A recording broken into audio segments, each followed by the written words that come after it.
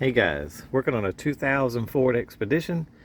Problem I was having, the SUV was running fine, no hiccups or anything, run great, no hesitation. It was running fine. Happened to check the oil levels because we travel about every other weekend to Pooler, so that's about a 90-mile, 100-mile trip, and we check the fluids just to make sure they're good and up. Noticed that it was starting to use oil.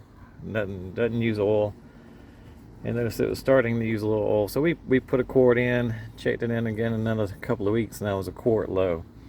Happened to check the radiator, and I could smell burnt oil. And I took a paper towel.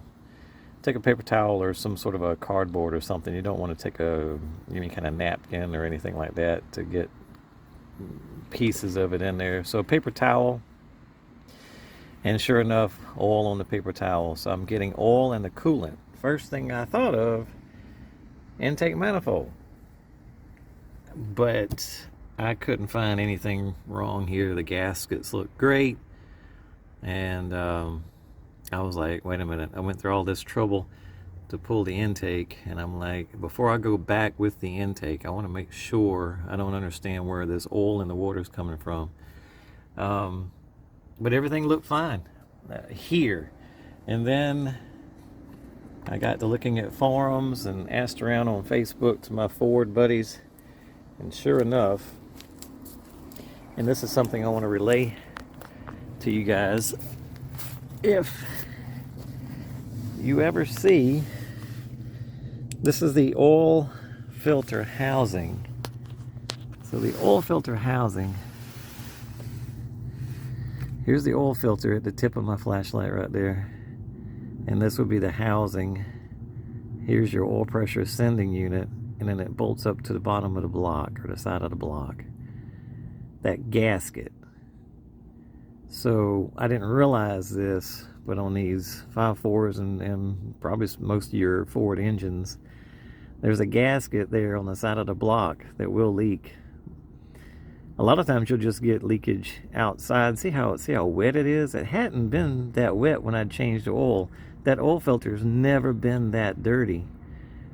And just all of a sudden that gasket's, this is really what I think the problem is, because it's a combination of water and oil on here, and I wasn't understanding what in the world's happening. But sure enough, if you ever see, because I've noticed that the oil pressure sending unit was a little wet, didn't think anything much of it, but I could look up and there was no drainage. I thought it might be the valve cover gaskets, but no, it's and I've done this seal on a inline, the 4.0 Jeeps. They're easier, a lot easier.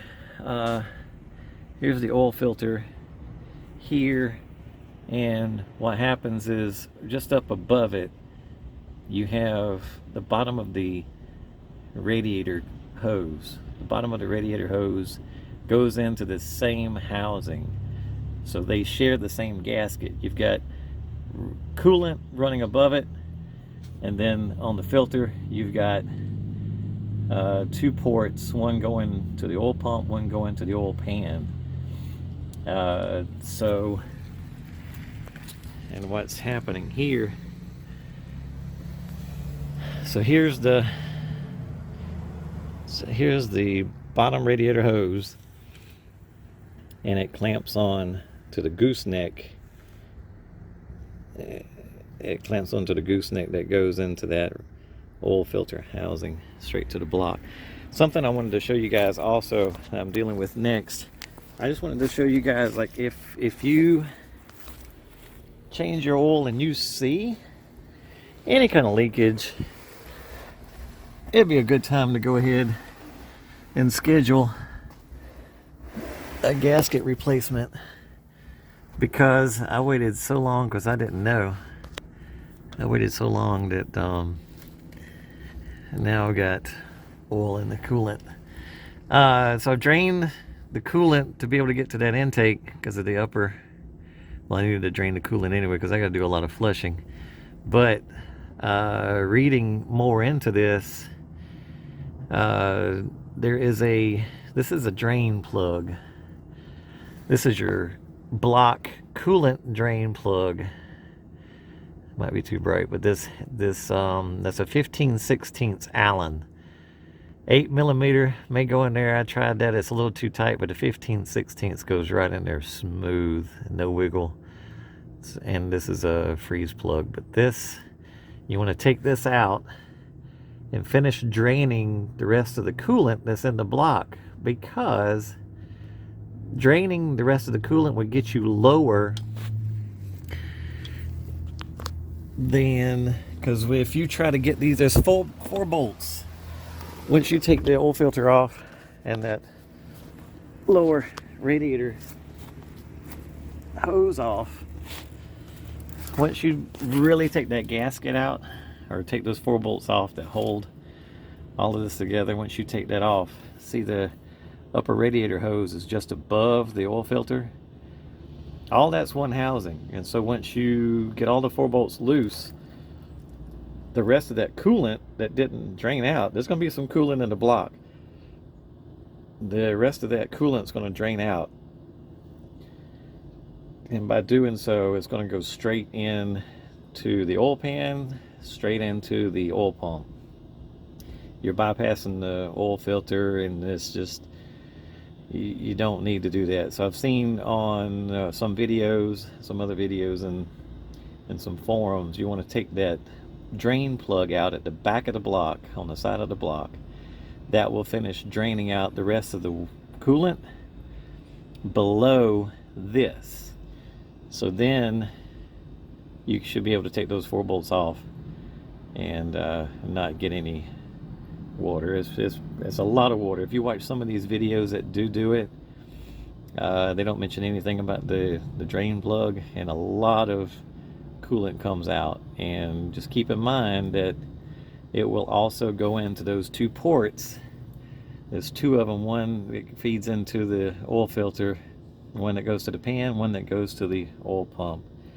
So be careful of that. This is my next project. This has got to be the answer. This is the only thing. I mean, it's saturated. It didn't used to be like this. So, and this is a common problem that happens, and if you can catch it in time, that's great. So I just wanted to pass this along. And this is not my intake problem, because the truck was running fine, and we just happened to check the fluid, all the fluids, and found oil in the coolant. So, and it could happen vice versa too. I guess this would also put oil in the water, but in this case, I'm getting water in the oil in the coolant. Anyway, just wanted to pass this along. Thanks. Alright, so far so good.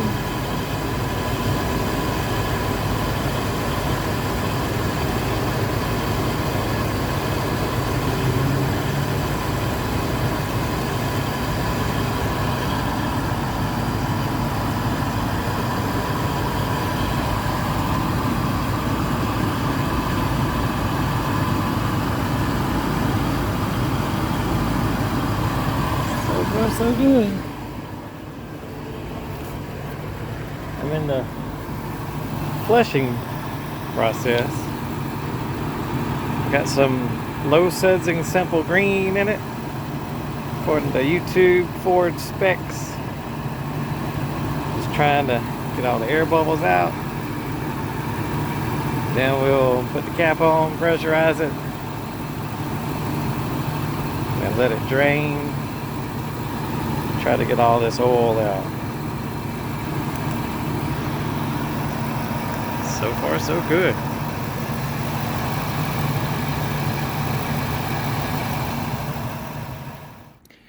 Alright, so this is about after 7 flushes. I think we're finally good. So we about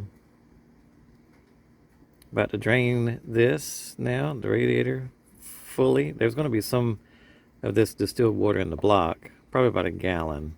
Roughly. So I'm going to drain all of this out of the radiator and fill her up with antifreeze. And so far, I believe this is it. So if I had a cracked block or a head gasket was blown, I should have oil in this container again like before. I was getting oil in this container. Now I don't see any signs of oil.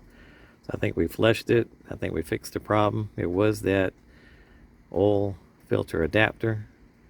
So we got everything back together now and no leaks, and she's doing good.